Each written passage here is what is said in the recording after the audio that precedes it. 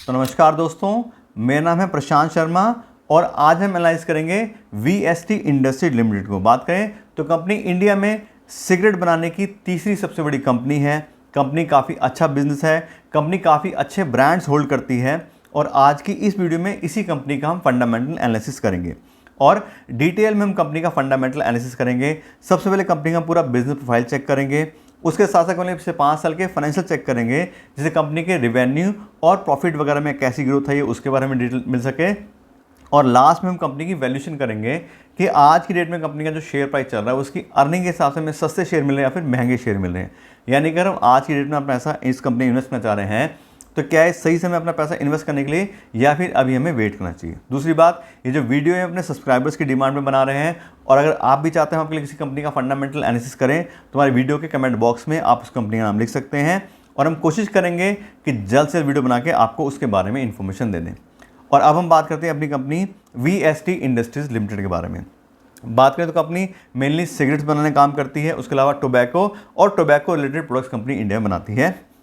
उसका बात करें तो कंपनी 1930 से चल रही है, तो यानी कि बात करें तो 90 ईयर से ज़्यादा पुरानी कंपनी है। और कंपनी का जो पहले पूरा नाम था वो था द वजीर सुल्तान टोबैको कंपनी। जो वीएसटी इंडस्ट्रीज हो गया तो पहले इसका नाम था वजीर सुल्तान टोबैको कंपनी लिमिटेड और 1930 से यानी कि 90 साल पुरानी काफ़ी एक्सपीरियंस कंपनी है।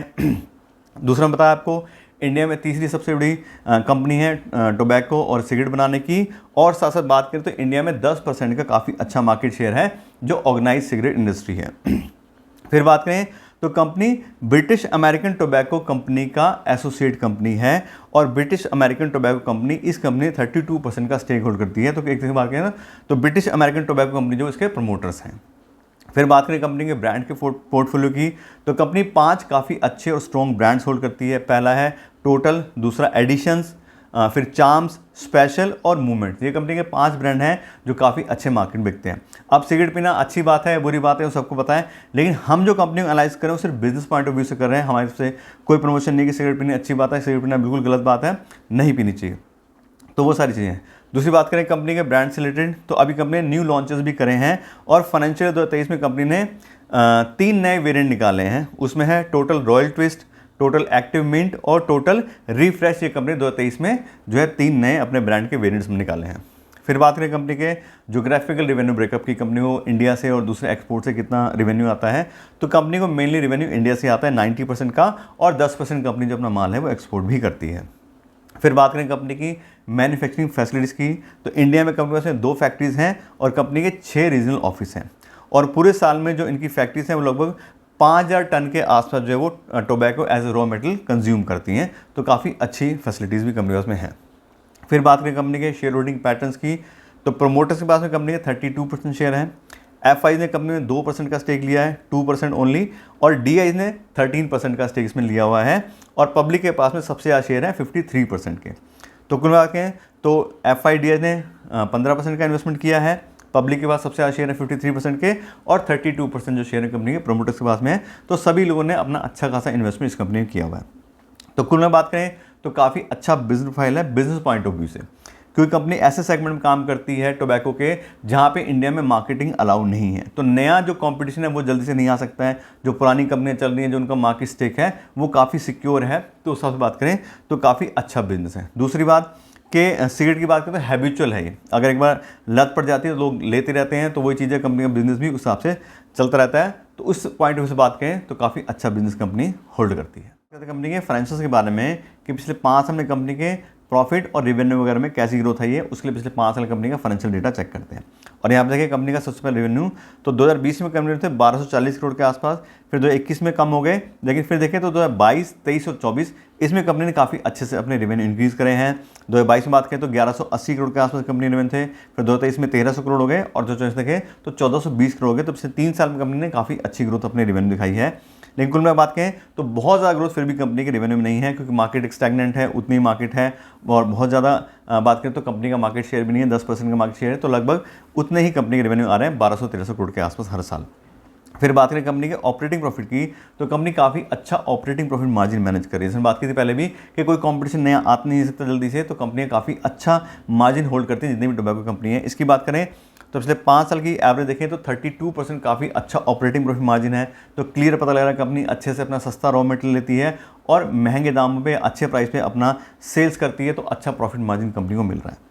फिर बात करें नेट प्रॉफिट की, तो पिछले 5 साल से कंपनी का जो प्रॉफिट है वो 300 करोड़ से 320-30 करोड़ के आसपास का ही है, क्योंकि कंपनी की सेल्स बहुत ज़्यादा इंक्रीज़ नहीं हो रही और मार्जिन भी जो मार्जिन है कंपनी का वो भी स्टेबल सा है, तो उसी हिसाब से प्रॉफिट भी है। तो 300-325 करोड़ के आसपास पिछले 5 साल से कंपनी जो है यहाँ पे अपना नेट प्रॉफिट कमा रही है। फिर बात करें फ्री कैश फ्लो की, तो पिछले 5 साल में कंपनी सिर्फ एक बार नेगेटिव फ्री कैश फ्लो गई है, अदरवाइज कंपनी काफ़ी अच्छा फ्री कैश फ्लो होल्ड करती है।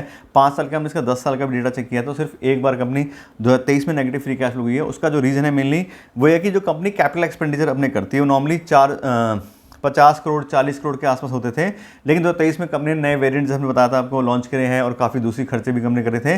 तो यहाँ पे कंपनी ने 400 करोड़ का एक्सपेंड कर दिया है, तो यानी कि 40 करोड़ से 400 करोड़ तो 10 गुना कंपनी के कैपिटल एक्सपेंडिचर हुए हैं, इसलिए company negative free cash flow गई है। लेकिन बात करें 2024 में तो फिर से company positive free cash flow आ गई है। उसमें भी कंपनी ने 100 करोड़ के आसपास के कैपिटल एक्सपेंडिचर किए थे, लेकिन फिर भी कंपनी पॉजिटिव फ्री कैश में आ गई है। तो ऐसा नहीं कंपनी बार बार नेगेटिव फ्री कैश में जाती है, negative free cash flow company है, तो company positive free cash flow ली है। लेकिन 2023 में बस एक बार company negative free cash flow गई है, अदरवाइज अच्छा खासा company free cash flow manage कर रही है। फिर बात करें डिविडेंड पेमेंट की, तो कंपनी काफ़ी अच्छा डिविडेंड पेमेंट करती है। पिछले 5 साल की एवरेज देखें तो 60% से ज़्यादा, लगभग 65% के आसपास कंपनी की एवरेज आ रही है, जो हर साल कंपनी डिविडेंड पेमेंट करती है। तो कुल मिलाकर बात करें तो कंपनी के रेवेन्यू और प्रॉफिट उतने इंक्रीज नहीं हो रहे हैं, लेकिन कंपनी अच्छा खासा डिविडेंड पेमेंट करती है, अच्छा खासा ऑपरेटिंग प्रॉफिट मार्जिन मैनेज कर रही है, तो अच्छे खासे फाइनेंशियल कंपनी होल्ड कर रही है। फिर बात करें डेट बाय इक्विटी की कि कंपनी कितना लोन लिया हुआ है और अपना कितना पैसा इन्वेस्टेड है, तो कंपनी ने कोई भी लोन नहीं लिया हुआ है, कोई इंटरेस्ट का बर्डन नहीं कंपनी पर, कोई पैसे वापस करने की टेंशन नहीं है, सारा अपना ही पैसा इन्वेस्टेड है। फिर बात करें रिटर्न ऑन इक्विटी की, तो काफ़ी अच्छा बल्कि excellent company return on equity manage कर रही है। पिछले साल का 25% आया और पिछले 5 साल की एवरेज की बात करें तो वो भी 32% की है, जबकि 15% उससे ज़्यादा किसी कंपनी की होती है तो उसको अच्छा मानता है आरओई। यहाँ बात करें तो डबल के आसपास की एवरेज आ रही है पिछले 5 साल की। तो हमने पहले बात की थी कंपनी अच्छा प्रॉफिट मार्जिन मैनेज कर रही है, इसलिए आप देखें तो अच्छे से कंपनी सारी जो पैरामीटर्स हैं वो काफ़ी अच्छे से मैनेज कर पा रही है। तो कुल मिलाकर बात करें तो काफ़ी अच्छी कंपनी है, बिजनेस भी काफ़ी अच्छा है कंपनी का, और यहाँ आप देखें तो सारे ही पैरामीटर कंपनी के अच्छे हैं। अच्छे से बात करें तो प्रॉफिट भी कंपनी का स्टेबल है, सेल्स बहुत ज़्यादा नहीं इंक्रीज़ हो रही है, लेकिन कंपनी अच्छा खासा डिविडेंड पेमेंट करती है, कोई लोन वगैरह नहीं है, और रिटर्न ऑन इक्विटी भी काफ़ी अच्छा है। तो कंपनी अच्छे ही फाइनेंशियल होल्ड करती है। कंपनी की वैल्यूएशन के बारे में कि आज की डेट में कंपनी का जो शेयर प्राइस चल रहा है वो उसकी अर्निंग के हिसाब से सस्ते शेयर मिले या फिर महंगे शेयर मिले। और मैं आपको बता दूँ इससे कंपनी की वैल्यूएशन करने के लिए मैं यूज़ करता हूँ डिस्काउंटेड कैश फ्लो एनालिसिस। उसके अंदर कंपनी को फ्री कैश फ्लो को वैल्यू करते हैं, कंपनी कितना फ्री कैश फ्लो जनरेट कर रही है उसके हिसाब से उसकी कितनी वैल्यू बनती है। क्योंकि बात करें तो फ्री कैश फ्लो एक ऐसा पैसा होता है जो एक इन्वेस्टर या एक ओनर अपने घर लेके जा सकता है। क्योंकि नेट प्रॉफिट में क्या है, कंपनी बहुत सारी ऐसी होती है उनको प्रॉफिट होता है, लेकिन बार बार उनको पैसा अपनी कंपनीज में इन्वेस्ट करना पड़ता है और वो फ्रीली उनके पास अवेलेबल नहीं होता। तो उस पैसे को एक इन्वेस्टर एक ओनर अपने घर नहीं लेके जा सकता, उस पैसे को बिजनेस की ज़रूरत होती है। लेकिन जैसे नाम से पता लग रहा है फ्री कैश फ्लो जो फ्रीली अवेलेबल है कंपनी के पास में, उस पैसे को कंपनी कहीं भी यूज़ कर सकती है या एक ओनर अब एज ए अर्निंग उसको अपने घर ले जा सकता है। तो उसी पैसे को कंपनी को हम वैल्यूएशन करते हैं। और अभी हम कंपनी के फाइनेंशियल चेक किए तो उसमें कंपनी फ्री कैश फ्लो का डेटा भी चेक किया था। तो 2022 में कंपनी का था 228 करोड़ रुपीज़ का फ्री कैश फ्लो। 2023 में company negative free cash flow गई 222 करोड़ के, और 2024 में 73 करोड़ का फ्री कैश फ्लो आया। तो टोटल हमारे 3 साल का निकालें तो 80 करोड़ कंपनी का आ रहा है, और एवरेज निकालेंगे तो 25 करोड़ के आसपास की एवरेज आएगी। तो कुल मिला के तो क्योंकि कंपनी 2023 में नेगेटिव फ्री कैश फ्लो गई, इस वजह से सारा ही वो जो टोटल हमारा वो लगभग जीरो के आसपास आ गया है। तो इस कंपनी को अभी हम फ्री कैश फ्लो को वैल्यू नहीं कर पा रहे हैं, या बात करें तो एक तरीके से फ्री कैश फ्लो से कंपनी और वैल्यूड कंपनी है। लेकिन जैसे हमने पहली बात की थी पिछले 10 सालों में कंपनी सिर्फ एक बार नेगेटिव फ्री कैश फ्लो गई, तो ऐसा नहीं कि नेगेटिव फ्री कैश फ्लो है तो company negative free cash flow वाली उसकी वैल्यूएशन नहीं हो सकती। इस कंपनी को अब हम प्राइस बाय अर्निंग रेशियो और प्राइस बाय बुक वैल्यू के साथ चेक करेंगे, उस हिसाब से कंपनी क्या वैल्यूएशन आ रही है। उसके लिए पहले बात करते हैं कंपनी के करंट मार्केट प्राइस, यानी कि कंपनी के शेयर प्राइस अभी क्या चल रहा है। तो अभी कंपनी का शेयर प्राइस आ रहा है 417 रुपये के आसपास, और इस शेयर प्राइस से बात करें तो कंपनी अभी जो है 26 के प्राइस बाय अर्निंग रेशियो पे शेयर ट्रेड कर रहे हैं, जबकि इंडस्ट्री की प्राइस बाय 38 की है। तो सिर्फ 26 की प्राइस बाय अर्निंग रेशियो पे उस कंपनी के शेयर मिल रहे हैं जो काफ़ी अच्छे ब्रांड होल्ड करती है सिगरेट इंडस्ट्री में। उसके बाद बात करें तो ऐसी इंडस्ट्रीज में कोई कंपटीशन नहीं है और हैबिचुअल बिजनेस है, तो अच्छा प्रोफाइल है, प्रॉफिट भी अच्छा कंपनी करती है। फिर बात करें तो अर्निंग प्राइस बाय अर्निंग सबसे काफ़ी सस्ती मिल रही है। दूसरा price by book value company का चेक करें तो 5.6 का कंपनी का प्राइस बाय बुक वैल्यू आ रहा है, जबकि इंडस्ट्री की प्राइस बाय बुक वैल्यू 7.4 की है। तो प्राइस बाय बुक वैल्यू के हिसाब से भी और प्राइस बाय अर्निंग हिसाब से भी कंपनी हमें सस्ती मिल रही है। तो काफ़ी अच्छा टाइम है इस तरह कंपनी में इन्वेस्टमेंट करने के लिए, अगर आप इस तरह कंपनी इन्वेस्टमेंट करना चाह रहे हैं। तो अच्छा बिजनेस है, प्रॉफिट वगैरह भी सब ठीक है। और बात करें तो एक मतलब मोट है कंपनी के बाद में, कोई जल्दी से कॉम्पिटिशन नहीं आ सकता कि मार्केटिंग वगैरह, किसी बिजनेस चलाते हो तो मार्केटिंग ज़रूरी होती है ना, लेकिन इस बिजनेस में क्या है, मार्केटिंग अलाउ नहीं है। तो जल्दी से एंट्री कोई भी नई कंपनी इस तरह के बिजनेस में नहीं लेती है, तो काफ़ी अच्छा पॉइंट है ये कंपनी के लिए।